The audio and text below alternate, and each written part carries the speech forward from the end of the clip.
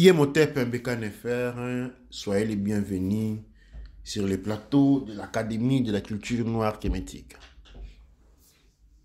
Aujourd'hui, nous retournons dans la renaissance kémétique qui a trait à la littérature kémétique pour affronter un sujet intéressant. Nous allons au sein de l'Académie parler du racisme.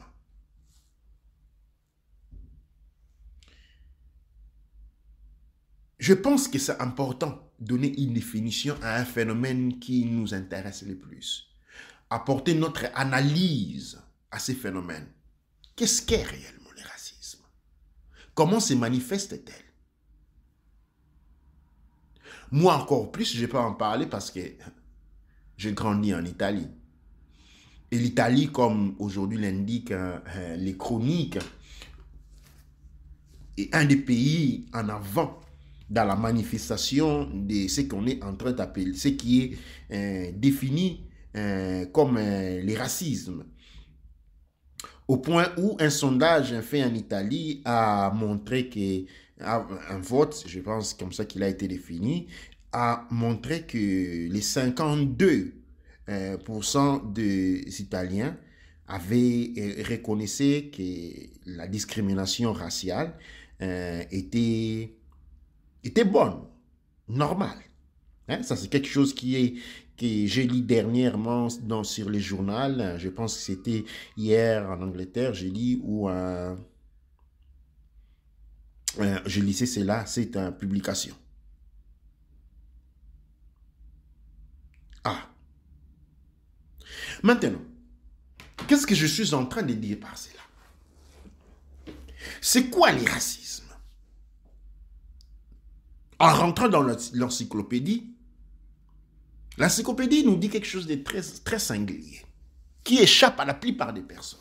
Quand on a parlé de la notion du racisme, il y a les ismes. Il y a le mot racisme est composé de deux parties. Il y a la race, que la race connaît, et les ismes. Les ismes, nous les retrouvons aussi dans d'autres expressions comme les biologistes, physistes, chimistes. Ok? Qu'est-ce que cela signifie? Cela signifie la déduction A.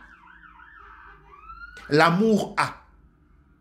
Donc, qu'est-ce qu'il en ressort? Il en ressort que le racisme signifie l'amour de la race. Mais l'amour de quelque chose n'engage absolument pas la haine pour quelque chose d'autre. Si vous aimez votre femme, vous manifestez un isme vers votre femme, cela ne signifie absolument pas que vous éprouvez de la haine pour la femme de votre voisin. Alors, nous avons le mot, nous avons sa signification, mais nous avons à côté de cette signification-là une réalité. Cette réalité qui n'a réellement rien à voir avec le mot racisme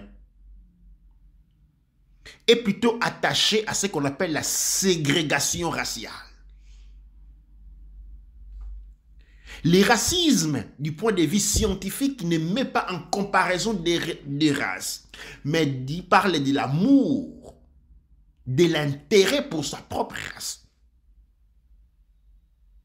Elle ne met pas en compétition, en comparaison d'eux. Mais quand nous partons maintenant dans la ségrégation raciale, ségrégation est une relation polaire, c'est-à-dire nous avons des entités engagées, donc nous avons un profil de compétition entre des races. D'où naît cette philosophie? Parce qu'il s'agit bien d'une philosophie. Cette philosophie qui est aujourd'hui à la base de ce que nous appelons les privilèges blancs, qui a été infiltré, introduit dans la mentalité occidentale pendant tellement longtemps, depuis le début du XXe siècle, du XVIIIe siècle. qu'il est aujourd'hui devenu difficile en dénouer. Je vais appeler comme accusé à la barre Darwin. Darwin est le père de la discrimination raciale,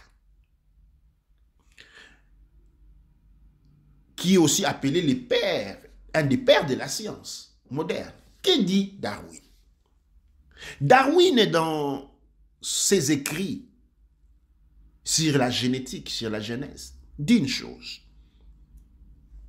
Darwin sort de sa maison ou de son laboratoire et observe un comportement d'animal. C'est-à-dire, il a devant lui des animaux qui sont en train de se comporter d'une certaine manière. Et les animaux que Darwin a observés, c'était des fourmis. Alors, Darwin a observé que parmi les fourmis, il y avait une forme de lutte qui faisait que certaines fourmis étaient compris, capturées et utilisées comme, disons, esclaves, comme travailleurs. C'est-à-dire d'autres fourmis étaient capables d'arrêter d'autres fourmis, de les contraindre à travailler pour eux. De cette observation, Darwin en a déduit que ce que lui, il voyait là, c'était un microcosme qui avait un impact énorme sur les macrocosmes. Qu'est-ce que je suis en train de dire par cela? De cette observation, Darwin a conclu que l'univers entier fonctionnait de cette manière. C'est-à-dire, la survie des plus forts aux dépens des plus faibles. Et toute la littérature scientifique, tout le modèle comportemental, tout le modèle organisatif de la société, comparative, compétitive, est né de cette observation faite par Darwin, dans un endroit bien défini. Cette notion-là, puisqu'il a été développé, il a été donné ample espace, et les pères de la discrimination. Quel est l'élément au soutien de la discrimination raciale? La supériorité génétique. Ou tout simplement la capacité à survivre aux dépens des autres.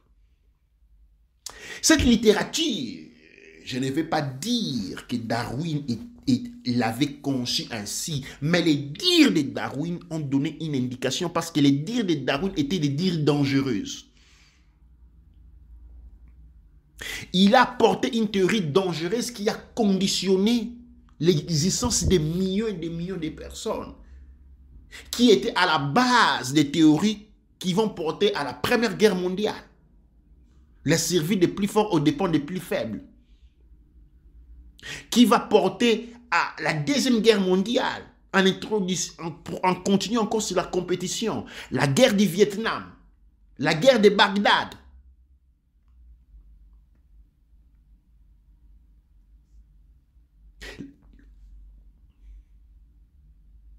La destruction de l'Afrique.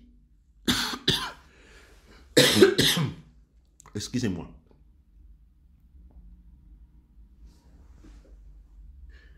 Toutes ces théories ou toutes ces pratiques sont parties de cela. Que Darwin a observé dans son jardin qu'il y avait des fourmis qui étaient en train de mettre sous esclavage d'autres autres. C'est comme ça qu'il lui l'a manifesté. C'est-à-dire il y a des fourmis qui arrêtaient d'autres fourmis et qui les forçaient à travailler pour eux. Ceci est le soutien scientifique apporté à l'esclavage, à la colonisation, à la domination et au racisme. Ça ne dit pas au racisme, mais à ce que nous appelons la discrimination raciale. Parce que les plus forts doivent dépendre, vivre aux dépens des autres. Et donc, comme dans la nature, l'on n'est pas fort, c'est-à-dire, c'est difficile de s'élever pour se définir plus fort que les autres. Cette théorie a fait qu'on devait s'armer, c'est-à-dire, comme la théorie indiquait la survie des plus forts aux dépens des autres, donc il fallait à tout prix, la société qui a observé ce phénomène-là, la société qui a accepté ces raisonnements-là, la société qui a adopté, qui a marié cette philosophie-là, a dit donc par conséquent, c'est conditionné pour devenir les plus forts. Ça signifie être à même de tuer les autres. Être à même de détruire les autres sans jamais d'être détruit. Et alors, on part maintenant dans la construction des armes. Il fallait s'armer. Il fallait s'armer. Et encore, on voit cette maladie encore aujourd'hui. Les nations qui se définissent les plus forts, l'économiquement avancées, ne le sont réellement pas sinon par la force d'imposer aux autres leur volonté en leur obligeant à travailler pour eux exactement comme les fourmis dont Darwin avait fait l'observation. Exactement comme les fourmis dont Darwin avait fait l'observation. Les nations fortes, donc la France, qu'est-ce qu'on fait? Il y a des colonies. C'est quoi la colonie? Exactement ce que les fourmis avaient fait dans l'observation de Darwin. Les pays de Commonwealth avec l'Angleterre, même observation. Même observation, nous avons reproduit, il s'est créé une société dangereuse, compétitive, meurtrière, basée sur les préceptes énoncés par Darwin que la survie des plus forts dépendait de l'élimination des plus faibles. Les plus forts devaient vivre sur les épaules des plus faibles.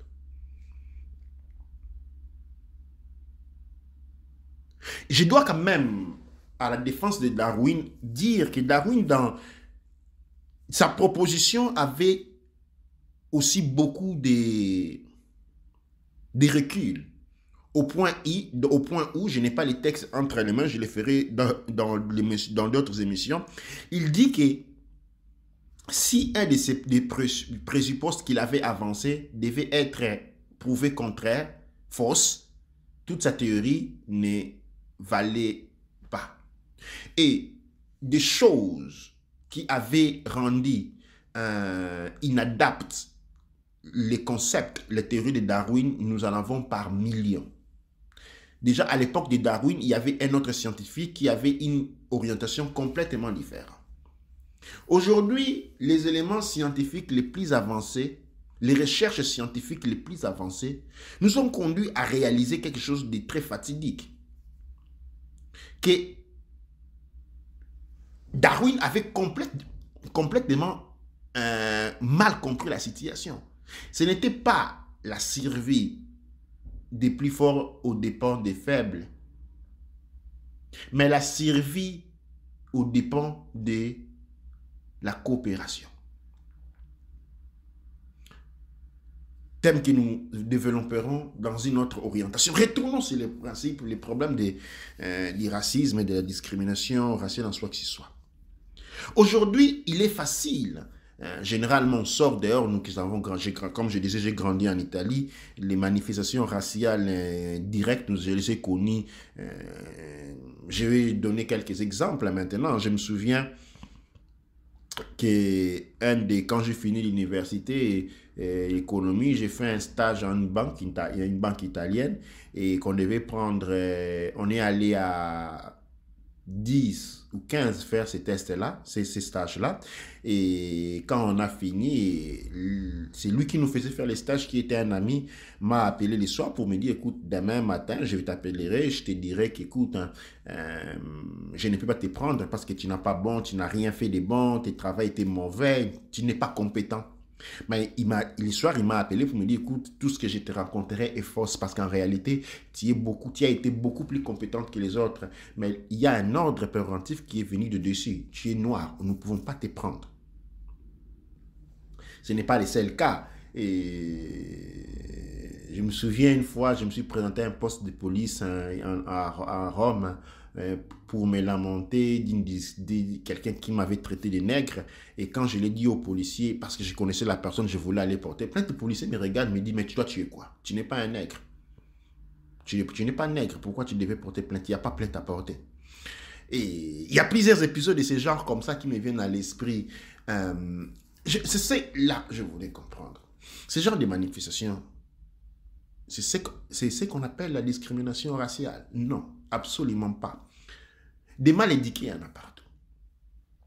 Les gens qui vous insultent parce que vous êtes court, vous êtes gros, vous êtes trop maigre, vous n'avez pas d'argent, vous n'avez pas ça, vous n'avez pas de statut social. Il y en a beaucoup, vous en trouvez beaucoup dans toutes les sociétés. Et généralement, on essaye de cacher les phénomènes de la discrimination raciale derrière cette étiquette des personnes qui ne sont pas éduquées, des personnes qui n'ont pas d'harmonie sociale, et ou des personnes qui sont tout simplement mal comprises, ou des personnes qui souffrent eux-mêmes et trouvent en vous un élément pour déverser leur souffrance. On dit en anglais clean out the closet. C'est-à-dire qu'ils trouvent en vous les moments pour se déverser. Et vous insultent. Bon, comme vous êtes noir, vous insultez que vous êtes noir. Mais si vous étiez blanc, que vous étiez court, ils allaient dire que vous étiez court. Si vous étiez blanc et gros, vous allez quand même insulter d'être obèse. Ils vous auraient de toute façon insulté indépendamment de comment vous êtes. La discrimination, ce n'est pas ça. La discrimination est scientifique. Et la science moderne supporte cela depuis le départ parce que la discrimination raciale ne se base pas sur le concept du racisme selon l'amour de la race, mais se base sur les principes darwiniens qui dictent la survie des plus forts aux dépens des faibles. Introduisant une société scientifique basée sur la compétition et donc la capacité d'être fort. Et une fois qu'on a été fort, ce n'est pas pour défendre les autres, mais pour assurer sa survie, à se baser sur sa force en exploitant les autres.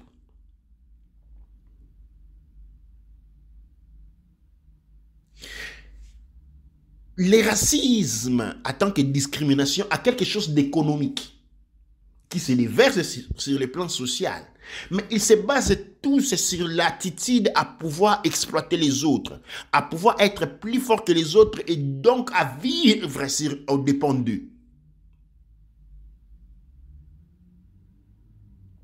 Et donc, c'est qui les discriminataires? Ce n'est pas celui qui vous insulte.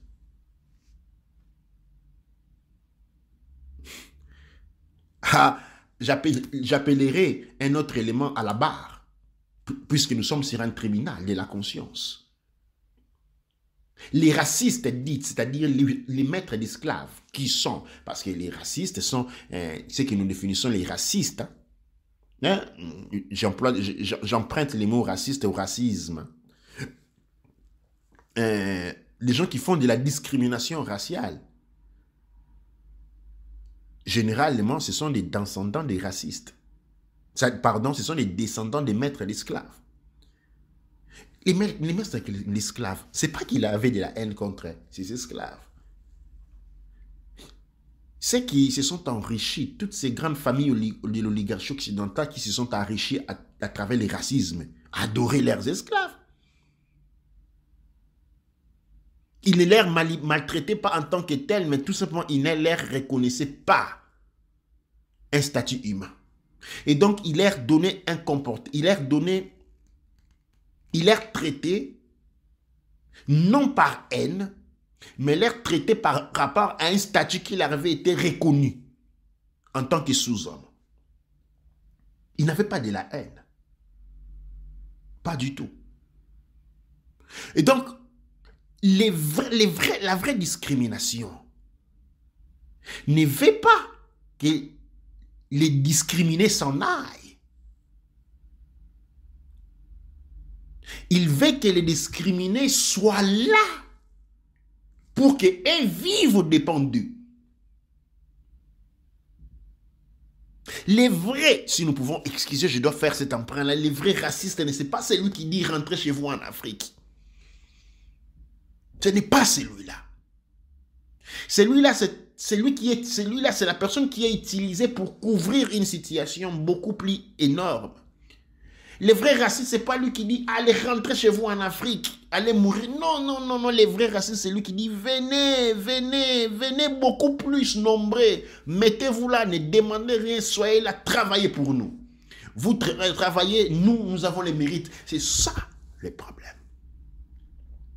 Quand on parle de la discrimination institutionnelle, c'est quoi la discrimination institutionnelle? La discrimination raciale institutionnelle est une discrimination raciale scientifique basée sur les préceptes engagés par Darwin qui engage la compétitivité en se basant sur la philosophie selon laquelle dans la nature, le plus fort vit aux dépens des plus faibles, qui lui, toute cette littérature qui a conditionné le monde, créé des guerres dramatiques, des abus, des choses démoniaques, c'est basé sur l'observation. Je ne sais pas à combien de temps de la vie des fourmis qu'il avait dans son jardin ou quelque part. La discrimination n'est pas seulement politique, elle est scientifique parce qu'elle est supportée par les présupposés scientifiques que nous reconnaissons, que nous étudions. Darwin est la base, c'est à lui que reviennent tout, ou je dirais, les interprétations qui ont été faites de ces dires.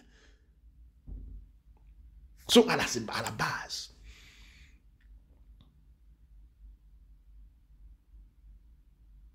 La bataille à la réhabilitation de notre identité, donc, ne peut en aucun cas se baser sur certaines lois, hein, la droit de l'égalité de l'homme signé en France. Non, parce qu'il y a un précepte scientifique qui est toujours là. Mais plutôt, nous devons passer à une révision scientifique. Cette révision scientifique qui a été déjà faite, parce qu'aujourd'hui, Darwin a été présenté comme quelqu'un qui avait complètement tapé à côté de la plaque. Ces préceptes étaient nés d'une personne effrayée, égarée complètement dans son esprit. Sans aucun support scientifique, en termes, seulement que cette notion avait été achetée, acceptée par la doctrine de l'époque. Et donc, et là je vais encore rentrer je vais reprendre, reprendre ce que mon aîné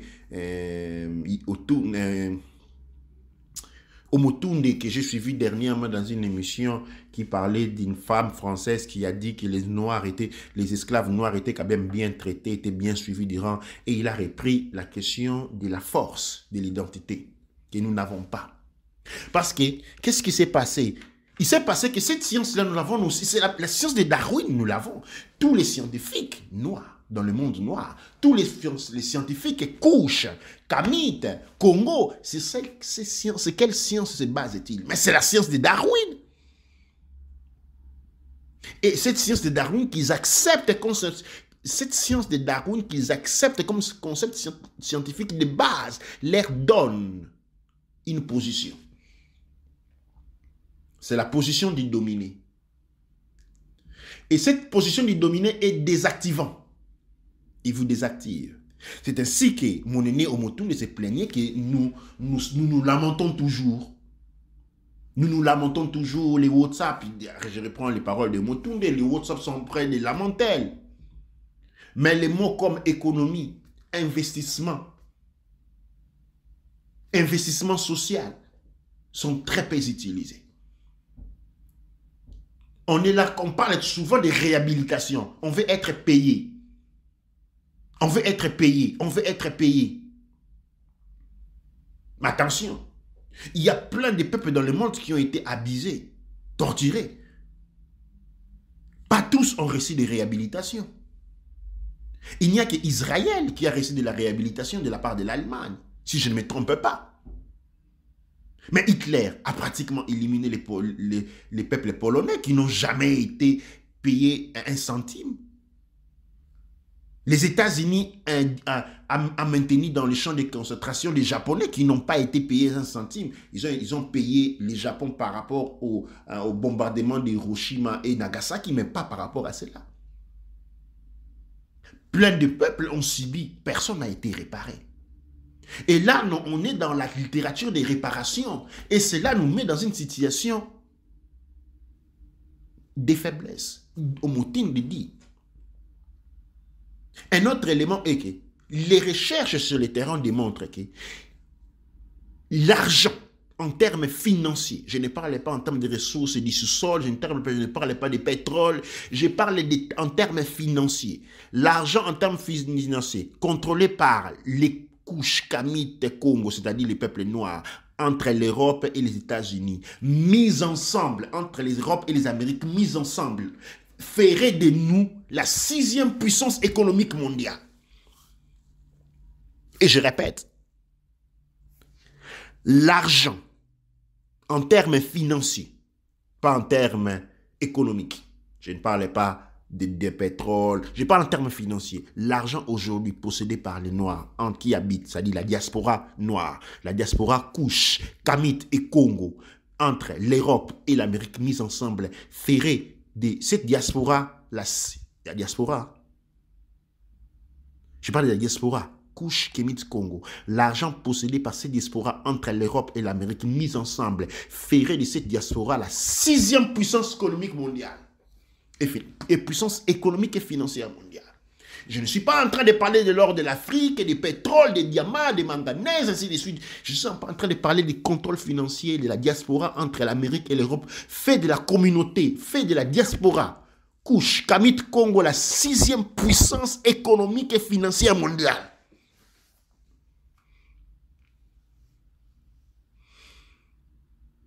C'est-à-dire quoi? C'est-à-dire la diaspora noire africaine, Couche, Kamite, Congo, occupe, sur la classifique, en termes financiers et économiques, la 6e place comme puissance économique et puissance financière du monde. Mais nous vivons dans la pauvreté, dans le pénurie, dans des situations absurdes. Pourquoi? Parce que les concepts scientifiques dans lesquels de Darwin qui nous ont été imposés, que nous continuons à ingérer à nos enfants, créent cette condition d'adaptation à la situation de faiblesse. Ce qui crée un autre momentum, et là je rejoins encore une fois mon aîné Omotunde, Philippe Omotunde, à qui j'ai dit Douaneche, que nous n'investissons pas.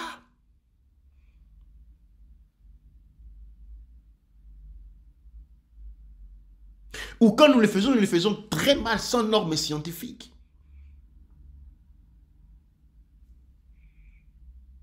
Souvent, on va acheter une petite voiture morte en Europe pour aller faire des transports en Afrique. Ça, ce n'est pas un investissement.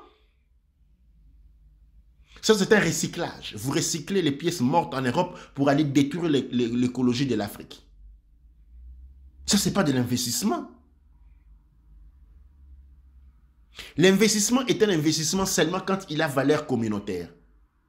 Quand elle remplit toutes les garde-fous sociales et environnementales du point de vue communautaire, non quand il s'assure 50 $ à votre propre poche. Ça, ce n'est pas de l'investissement, c'est de l'opportunisme. Différent, investissement et opportunisme. Investissement, c'est investir dans l'esprit de la communauté.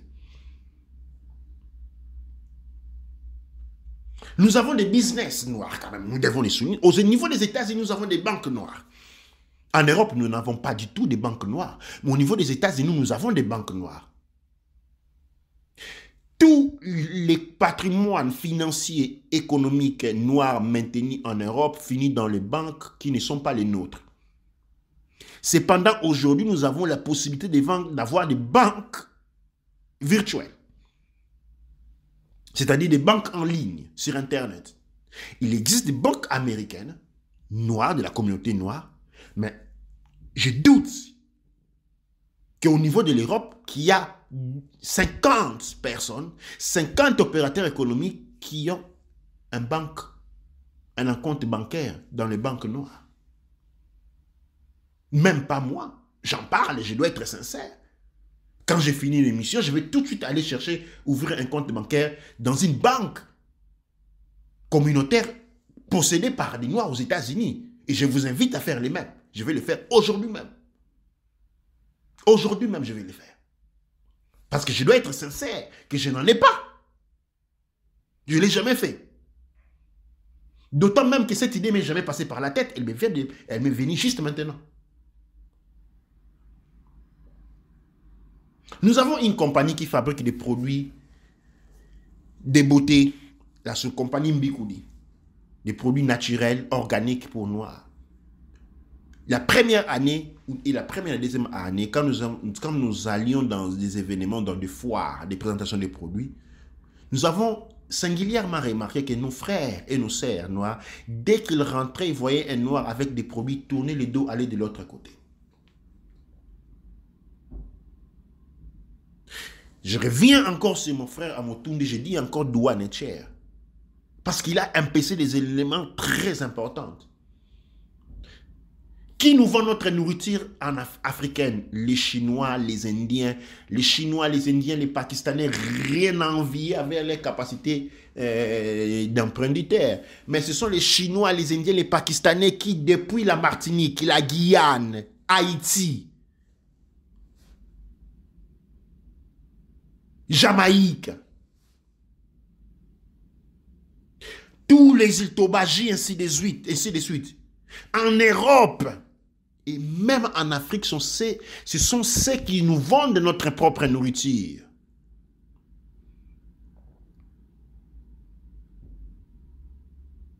Ce sont les Chinois qui comprennent nos langues, qui nous vendent notre propre nourriture. Vous avez vu quel déjà un noir vendre de la nourriture chinoise ou chinois? Impossible! Ce sont les Chinois qui nous vendent notre nourriture, qui renforcent leur économie en absorbant notre économie. C'est le monde de la discrimination qui s'alimente pour devenir encore plus fort à notre économie. Et je reviens encore à Darwin. La survie des plus forts au détriment et aux dépens des plus faibles. Nous avons ici affaire avec quelque chose qui est scientifique, non politique, non social, non aux petits voyous de la rue qui vous traitent de nègres ou celui qui ne supporte pas les noirs à l'école. Non, ça c'est des choses normales qui ont trait à la capacité d'institution, à savoir bien éduquer. Il y a des gens qui insultent les handicapés, ainsi de suite, on en trouve partout. Ça c'est un problème d'éducation. C'est un problème d'éducation, des normes sociales, des normes éthiques et morales. Mais les problèmes se trouvent sur le point de vue scientifique, de la philosophie scientifique.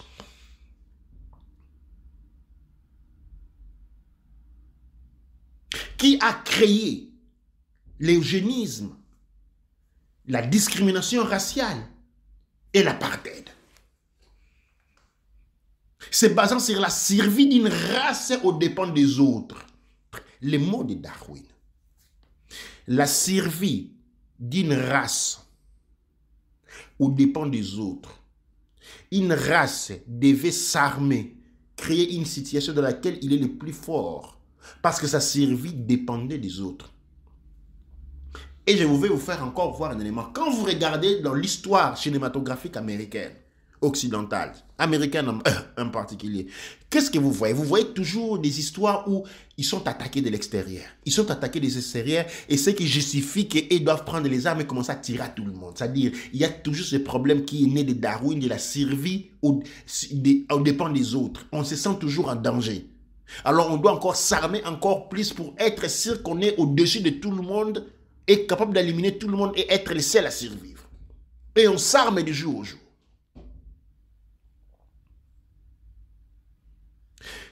Toutes les recherches archéologiques depuis l'Égypte antique, il y a plusieurs centres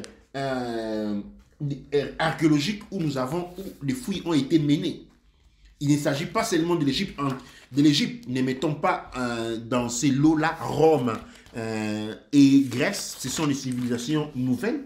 Mais je vais ici parler aussi Nous avons parlé par exemple de la civilisation égyptienne, dans la vallée de l'Inde, des Sumères, des Mayas, des Incas qui datent des derniers 5000 ans. Mais nous pouvons aller encore au-delà des 5000 ans. Nous avons la civilisation à 9500 ans qui est les Kambak.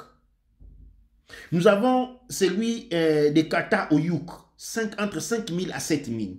Nous avons la civilisation de Gobti Tepe, 11 370, 11 560.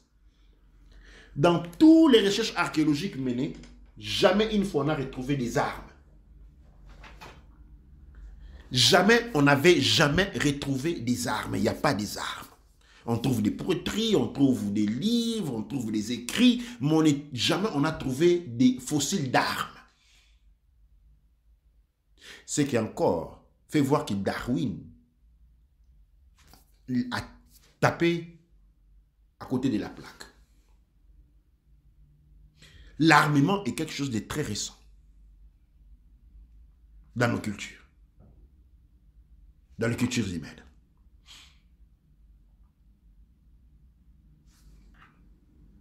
La coopération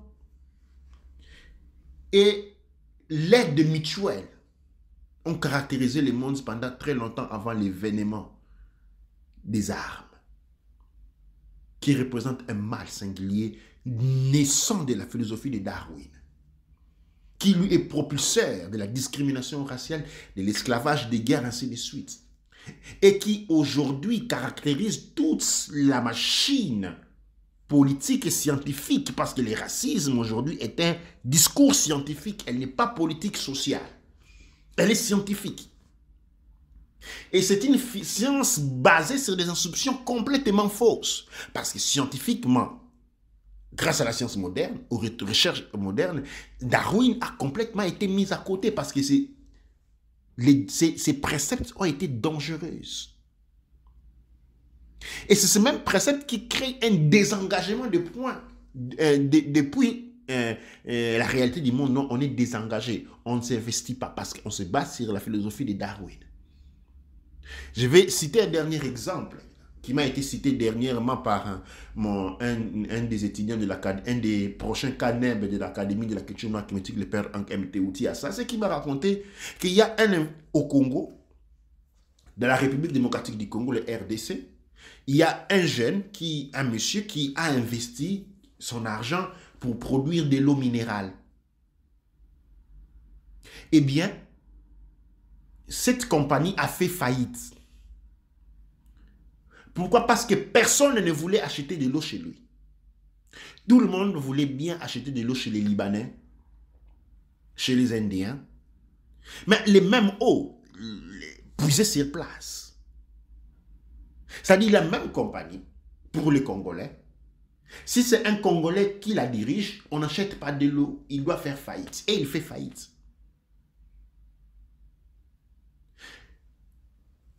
Géré par un Libanais, eh bien, on fait la queue pour acheter de l'eau. Et après, on sort à la rue, on veut faire les combattants.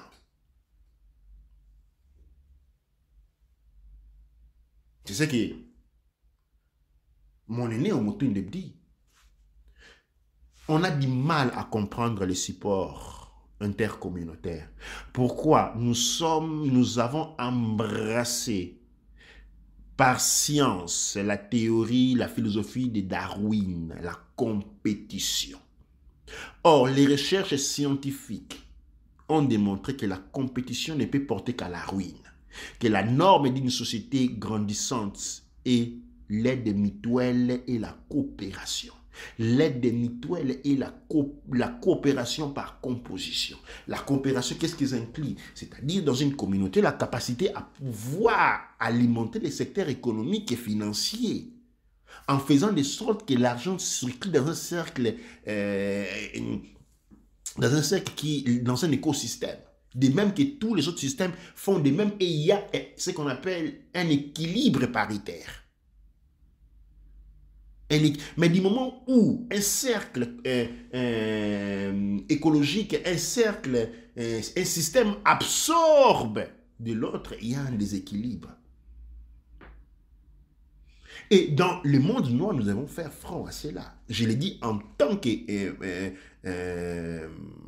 panafricain, je l'ai dit qu'en tant qu'enseignant, je l'ai dit qu'en tant que philosophe, je l'ai dit qu'en tant qu'emprunditeur.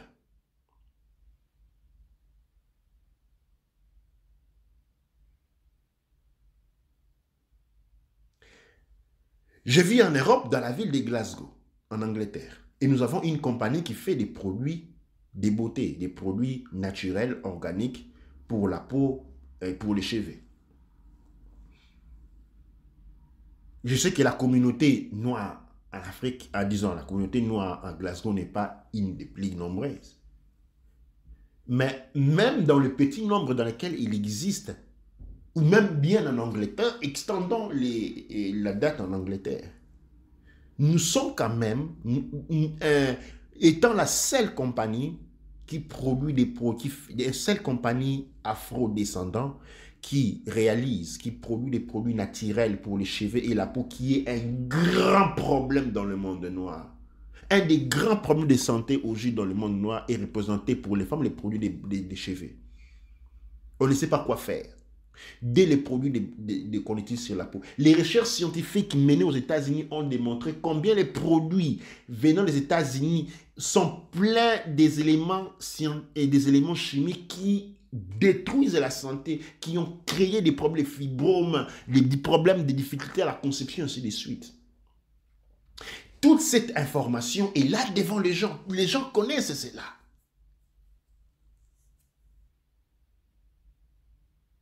Mais nous ne vendons pas, ou très peu. Très peu. Je dis très peu par rapport à la présence démographique des Noirs en Angleterre, pour commencer. Nos plus grands clients viennent de la Belgique.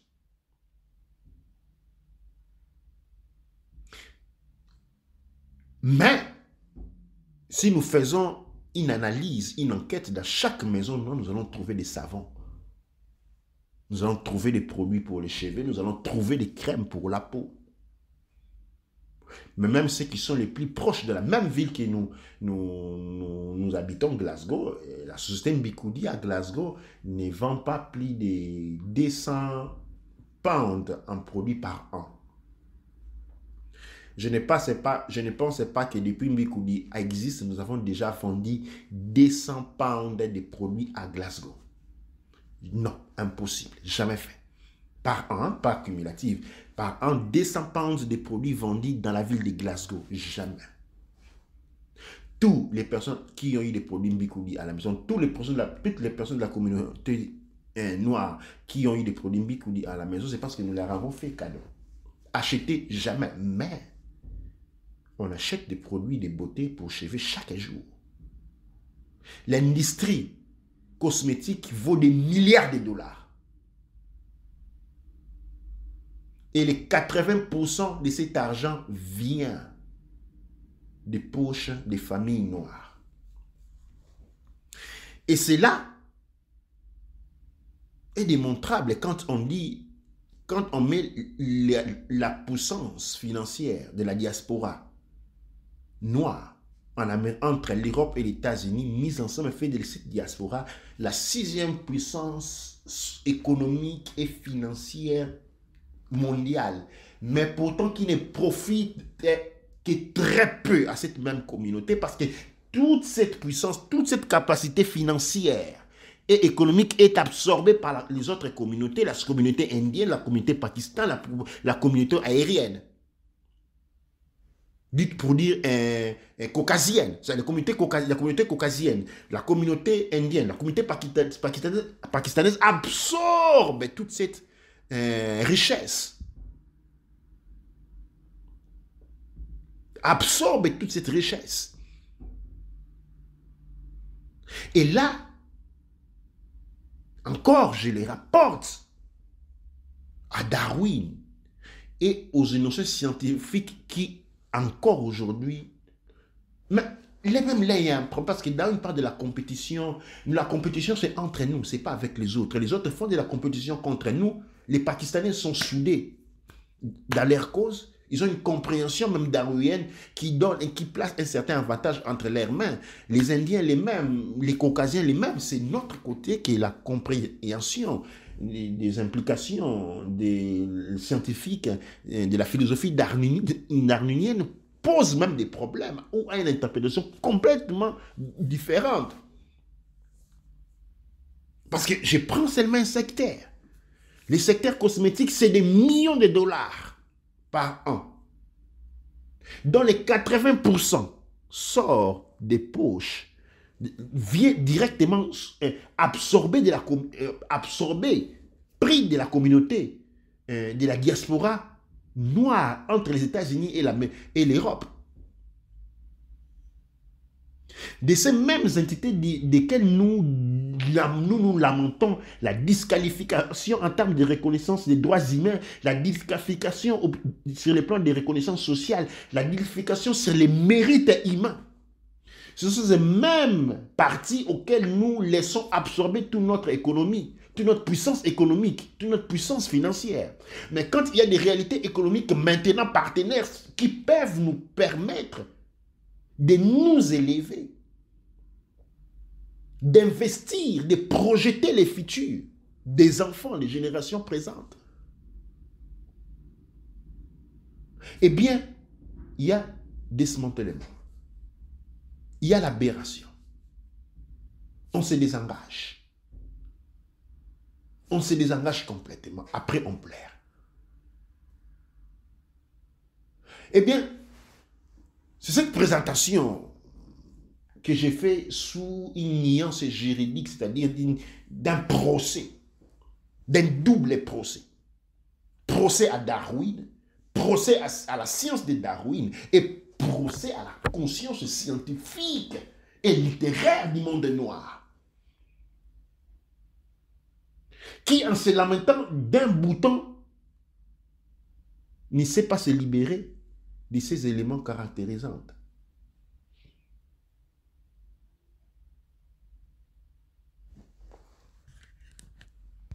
Dua Necher, Dua Amon-Ra, Dua Neb Ercher.